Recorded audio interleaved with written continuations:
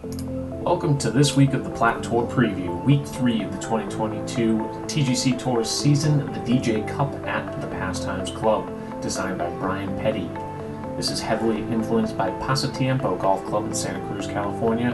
The par 72 69 54-yard course winds through rolling hills and features holes over, along, and around a barranca that cuts through the middle of the property. The dramatic landscape lends itself to heavily undulating fairways, wild greens, and lots of strategic shot making. Host of the 2021 Houston Championship, which was won by Sloaner. This tournament, we kick it off on the first hole here. The fairway kicks hard to the left, so a carefully placed tee shot here is imperative for scoring. Second shot should be a wedge or a short iron. However, the tiers are very small, so good luck if you miss. Hole 2 is a shorter par 5 by the book, clocking in at under 500 yards. However, it is straight uphill, climbing the whole way. Long drivers shouldn't have a problem clearing the second bunker on the left with a good tempo, unless you run into some serious headwinds. If you find the fairway, you'll have a medal up to the green and a chance at it in 2, but good luck holding the tier if you're trying to stay on, as this green once again has some harsh runoffs. Hole 3 is a longer par 4. The bunkers on the left can be carried with a long tee shot under the right conditions, but be careful to not fall off the right side. This green is a bit more forgiving, as it is 2 tiers with everything fading towards the right. Hole 4 was the only hole to play over par in last year's Houston Open. This long par 3 is challenging. It is a very big green, but with the long tee shot in, you'll have a tough time getting it to roll out just the right distance to give yourself a bid at birdie. Hole 5 is an interesting one, a short par 4 that has a large valley at about 260 to 285 yards. If conditions allow it, you can try to carry it and leave yourself a shorter pitch in. Choose to lay up and you'll have a short iron into the green with some very small tiers. Hole 6 is the second par 3 on the front, an uphill climb of 40 plus feet plus the 180 yards in the false fronts that you'll have to carry to that will all make for a tough shot into the green.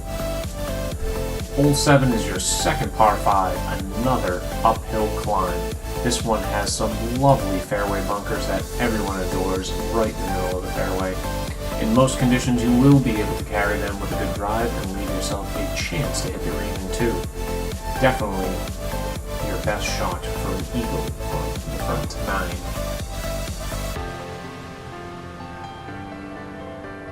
The 8th hole is all about navigating the fairway bunkers. If you can find the fairway, you will have a great chance to score with a wedge into the green.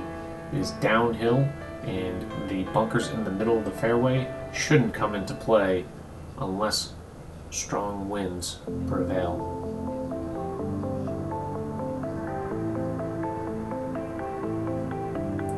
Ninth hole is an interesting short par 4, probably not reachable, but you can definitely fire a drive into one of those greenside bunkers on the left. And maybe, if you're lucky, you could bounce onto the green and have a look at an eagle. Either way, definitely a birdie hole to close out the front. As we start out the back 9, we move to the 10th, a scenic par 4 over that barranca as previously described.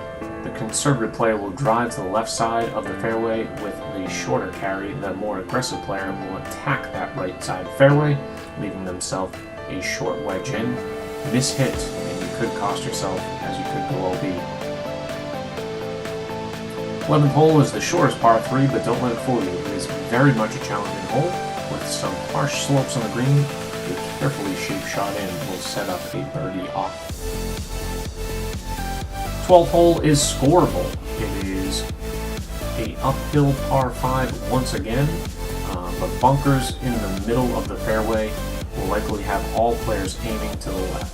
The approach shot into the green is relatively friendly, as you can go to the right side of the green. However, it is a very small green, so actually hitting it in 2 presents a strong challenge. 13 is another one of those forced carries that's pretty sizable. tailwinds can make for an easy carry with a good drive. However, strong prevailing wind in the face, you may be forced to lay up, and going into that bunker will cause serious trouble. Choose to lay up and you'll have a very long second shot. However, this is one of the more friendlier greens on the course. 14 is a very challenging short par 4. It is substantially uphill, so it is not reachable. A very tricky fairway to hold, as it's narrow and harshly sloping. Second shot will be a very challenging uphill shot, and if you miss it short, be ready for a very long ride, about 30 to 40 yards back down into the fairway. 15th hole is the last par 5. Hit a good tee shot and you'll likely be short of those bunkers, as you can see my avatar right there. This green is also near impossible to hold, as you have everything harshly sloping off to the left. You'll see many balls funnel off that way, and players can use that right side fairway to try to trickle down towards some of the pins. 16th hole, get ready for the long drive competition here. You will see some absolute bombs in great conditions here. Those left side bunkers can be carried, and if you do, get ready for a big ride, as it all slopes downhill. As you can see my avatar and where I'm hitting from, you'll see some that even go 400 plus yards. 17 is the final par 3, and it's definitely a challenging one. Not too many birdies will be found here. Uphill with a severe false front.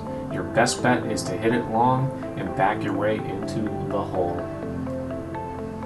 We close it off on a long par 4, not friendly for scoring. The fairway narrows significantly over the left side bunker, where most tee shots will be found. An approach will be played from that valley uphill into this green. Best of luck at Pastimes.